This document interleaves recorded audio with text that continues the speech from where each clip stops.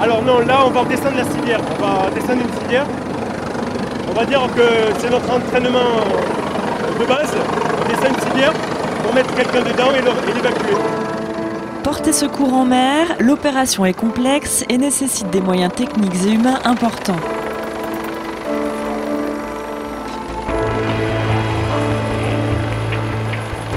En mer Méditerranée, près de la moitié des opérations de sauvetage ont lieu au moment de la saison estivale. Ces interventions sont conduites par le CrossMed, Centre régional de surveillance et de sauvetage. Pour donner quelques chiffres rapidement, on tourne aux alentours de 2500 à 2700 opérations par an. On fait 60% en période estivale, donc de 15 juin au 15 septembre.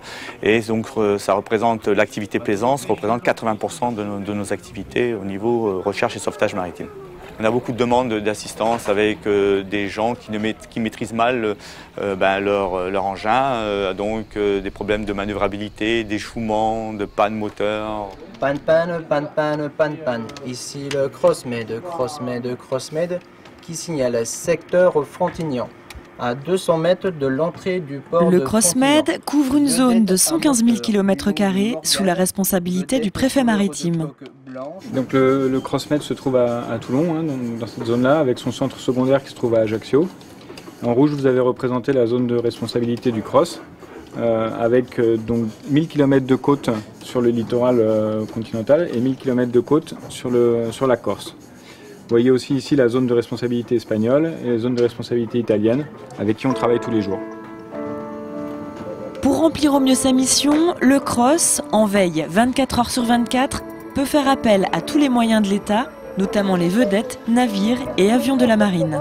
On a les prévisions des vols pour 24 heures, voire plus. Et du coup, c'est le but de la position, c'est de savoir H24 où se situent les aéronefs, qu'est-ce qu'on peut utiliser, en gros, quels moyens et quand. Voilà.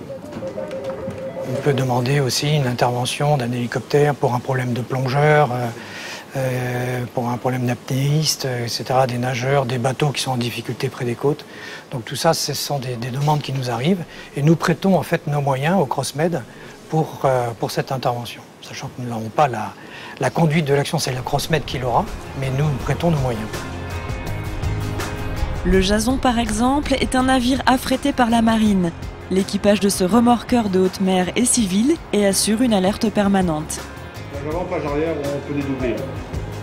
Généralement, on fréquente souvent les Bauges de Bonifacio, hein, qui sont bien connus pour être montés, ou le Cap Corse, que c'est la région où il y a plus de vent en fait. Hein. Et donc c'est vrai que cet été, il y a beaucoup de yachts, on a beaucoup de plaisanciers, beaucoup de yachts dans ces parages-là. Et donc on peut être amené à intervenir. Il y a eu l'année précédente un yacht qui s'est échoué. Enfin, depuis ce mois-ci, il n'y a pas eu encore d'intervention, mais il y a eu des petits incidents, on va dire, mineurs, quoi. Une intervention sur deux est gérée par les sauveteurs bénévoles de la Société nationale de sauvetage en mer, la SNSM. L'association participe également à la prévention auprès des usagers de la mer. Certains conseils sont pris au sérieux lorsqu'ils viennent de notre part, ne serait-ce que pour la préparation des navires, ne serait-ce qu'insister sur le fait de prendre la météo, ça on ne le dira jamais assez souvent. Donner des conseils également sur comment alerter les secours avec un téléphone portable, un GSM. Vous composez le 1616, 2 fois le canal 16, et vous tombez directement sur le Cross. C'est-à-dire que le Cross, coordonnant l'ensemble des moyens à la mer, sera apte à pouvoir dire « j'ai déjà tel moyen en mer » pour venir très rapidement au secours des gens qui demandent l'assistance. Depuis le début de cette année, 863 personnes ont déjà été secourues par l'intermédiaire du CrossMed et de toutes les équipes œuvrant à ses côtés.